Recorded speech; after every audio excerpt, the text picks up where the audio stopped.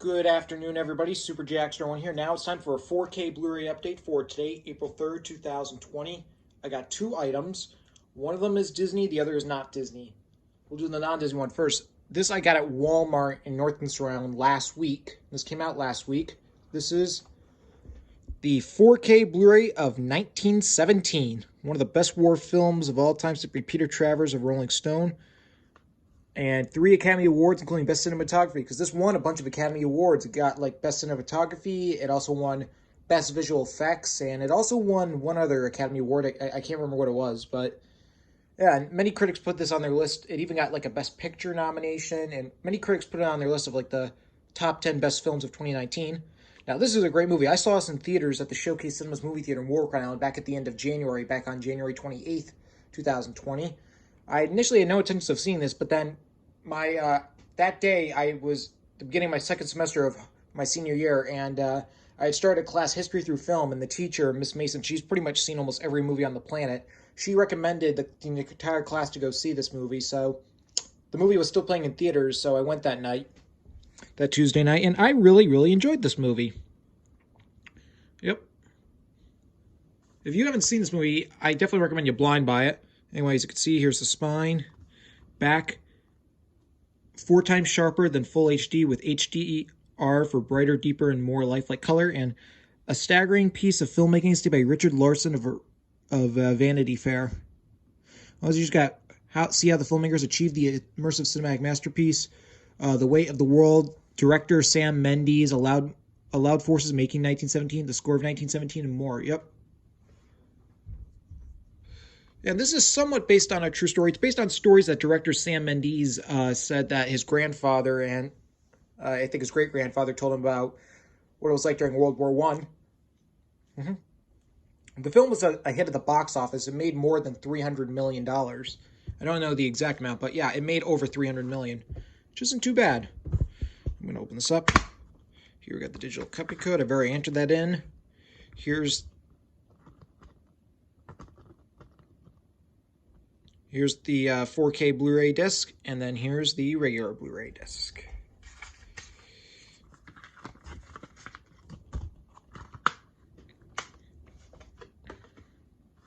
Yeah, if you haven't seen 1917, I definitely recommend it. Now on to the Disney one. This I actually got in the mail today from the Target website. This Blu-ray came out back on Tuesday. However, I didn't pick it up in stores because due to the coronavirus happening, I'm trying to, with the exception of going to work and maybe getting food, I'm technically self-quarantining, so I got this off of the Target website, and it came in the mail today. Yep, this is Star Wars: The Rise of Skywalker. This is the Target exclusive limited edition gallery book and exclusive bonus content. It's got a book and everything. I got this version because I wasn't too crazy about the covers for the regular version, so I like this cover. This is, I believe this artwork, if I'm not mistaken, is taken from the film's teaser poster, if I'm not mistaken, or something. Now, this is a we know this movie also, just like The Last Jedi, this movie divided Star Wars fans. Some people thought it was like the weakest film of the sequel trilogy, and some even thought it was the worst Star Wars film of all time. It got a lot of mixed. It even got the worst review. It's even the worst reviewed Star Wars film of all time because it only has a 52% rating on Rotten Tomatoes. Yeah, I'll admit, as you know, I did do a review. I saw this film in theaters actually 3 times. Actually, this is actually the Star Wars film that I've seen the most in theaters. It's kind of interesting because it's the third film in the sequel trilogy. It's kind of because I saw The Force Awakens in theaters only once. Then I saw The Last Jedi in theaters twice. And now I've seen The Rise of Skywalker in theaters 3 times. And for the third time, that was a double feature movie night, because the third time, that same night, I also saw Spies in Disguise. Except that night I saw Spies in Disguise first, then I saw Rise of Skywalker again. Yeah, very, very interesting movie. I'll talk about it. We all know this film had quite a troubled production since, it was first announced with the sequel trilogy, and they got off the start by, in August of 2015, they said the film was going to be directed by Colin Trevorrow, who had just come off the success, who had just directed Jurassic World, which became a big summer blockbuster, broke so many records, and he was set to write the script with his usual collaborator, Derek Conley, I think that's how you say his name, and their version of the film was going to be called Duel of the Fates, and it was going to be very, very, very different from this. Then 2 years, and Basically, the main premise is how it was mostly going to focus on Leia because it was kind of going to be her movie, kind of similar to how The Force Awakens was Han Solo's movie, and then The Last Jedi was Luke Skywalker's movie. This movie was going to be Duel of the Fates was supposed to be Princess Leia's movie, but then we all know, unfortunately, Carrie Fisher died back in December of 2016. Actually, just 11 days after the original script of the movie was written, which you can find the script online. It was leaked online.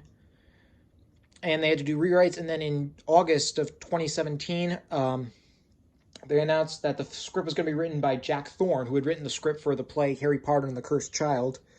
And then a month later, it said Colin Trevorrow had been fired due to creative differences. And a week later, they said J.J. Abrams, the director of The Force Awakens, was going to be returning.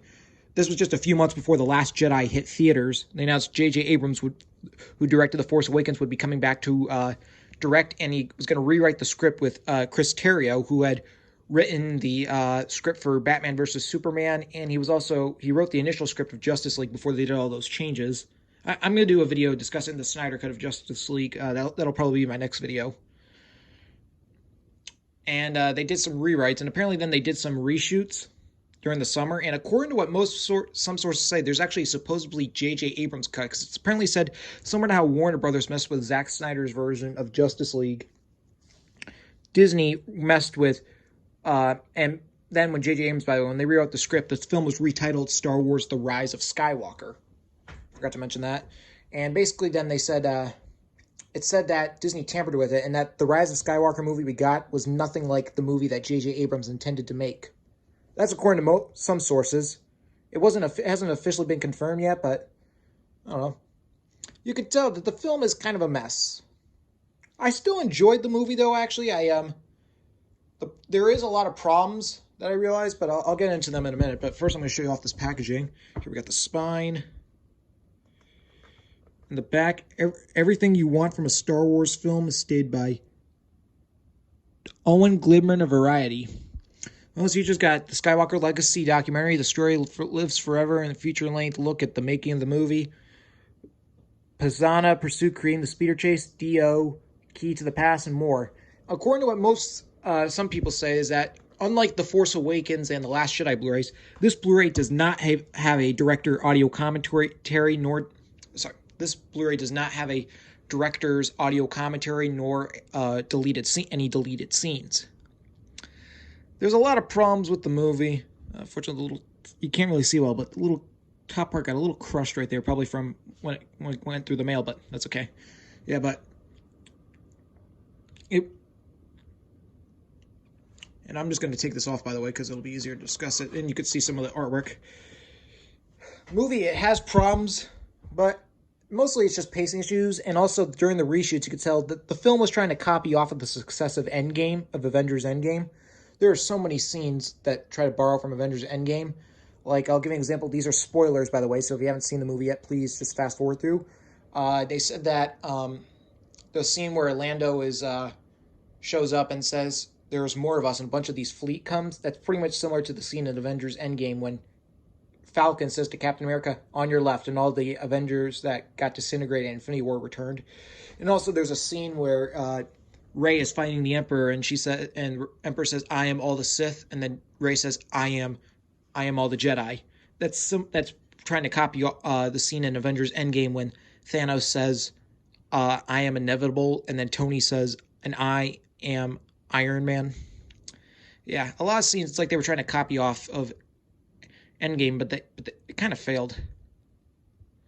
And also there were some problems. Like I said, there was they never really go into any detail of how the Emperor returned. I mean, in the novelization, they said it was a clone, but I wish they went more into that. And apparently Kathleen Kennedy, messed with the movie a lot, apparently, according to say that there was more scenes with Luke Skywalker in the movie, but she wanted to remove all of them. Yeah. It's like, I feel bad for Mark Hamill, because Luke, in this movie, Luke only appears in 2 scenes. He has a full scene with Rey on the island, then he makes a camp, and then he makes a brief appearance at the end. So basically, because of how Luke only appeared in the final scene of The Force Awakens, and then was killed off in The Last Jedi and only had a small role in here, he technically only got one movie, which is The Last Jedi. And that's kind of bad, because I feel like it's almost like Kathleen Kennedy didn't want Luke in this new trilogy at all. Yeah. And unfortunately, the film only made like $1,774,000,000. So making it, this is the lowest grossing film in the sequel trilogy. And it didn't even make much. Some people thought would have, it probably wasn't going to outgross Endgame, but it probably would have been like the second highest grossing film of 2019. It turned out this currently finished off as the seventh highest grossing film of 2019. Because the first six goes Avengers Endgame, The Lion King remake, Frozen 2, Spider-Man Far From Home, Captain Marvel, Joker, and then this, followed by Toy Story 4, the Aladdin remake, and Jumanji: The Next Level. Yeah. Kind of a interesting, yeah. Just shows that because of The Last Jedi divides so many fans that people really skipped out on this movie. Anyway, here's the other spine right here in the back. And you can see C-3PO, BB-8, and R2-D2. On the cover, you can see all of them. And there are a lot of scenes that retcon The Last Jedi,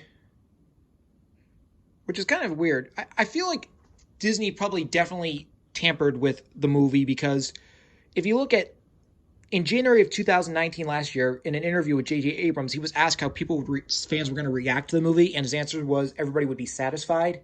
And then at the Star Wars Celebration, when the title and the trailer were released, they seemed very optimistic, saying that it seems like this movie was going to satisfy everyone and it was going to be great.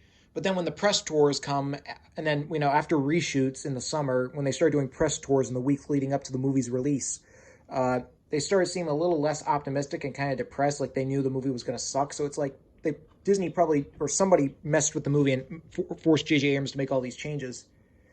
Yeah. All right, here's got the slipcover. You have, on here you could see Rey. Here we got the spine. The back, you could see Kylo Ren. Kylo Ren was probably the only, quote, interesting new character of the trilogy. He's the only one he had some of the best scenes. And one of the few retcons of The Last Jedi I liked, though, was that Kylo Ren, he put his helmet back together, because he looks cooler with the helmet.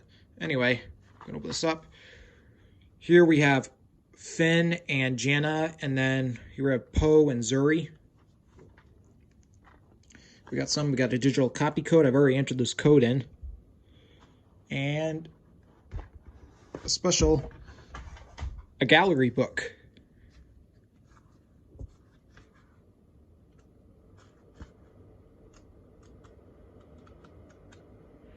Yep. Here we got 4 discs. Here's the regular Blu-ray disc with the movie, and it has Rey. Here's the regular Blu-ray disc with the bonus features. We could see J.J. Abrams and the stunt double inside the Chewbacca suit. Give you a better view. And you could see Chewie and Lando. And then here's the 4K Blu-ray disc, which has Kylo Ren. Here's the exclusive bonus content DVD, which is a standard gray disc.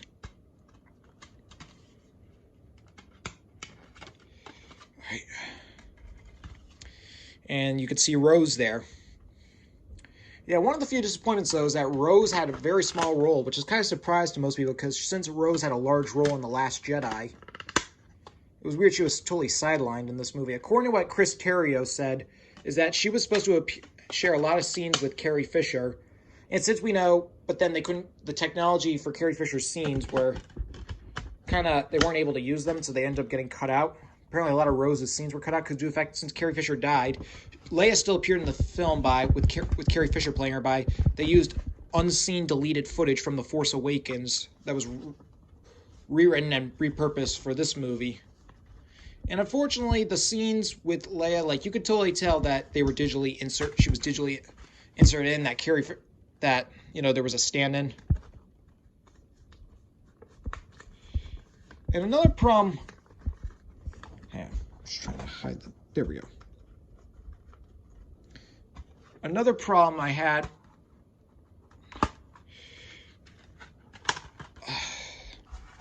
was how it was marketed as the end of the Skywalker saga, but you could tell that this only felt like the end of the sequel trilogy and not the Skywalker saga. Hang on, just give me a sec.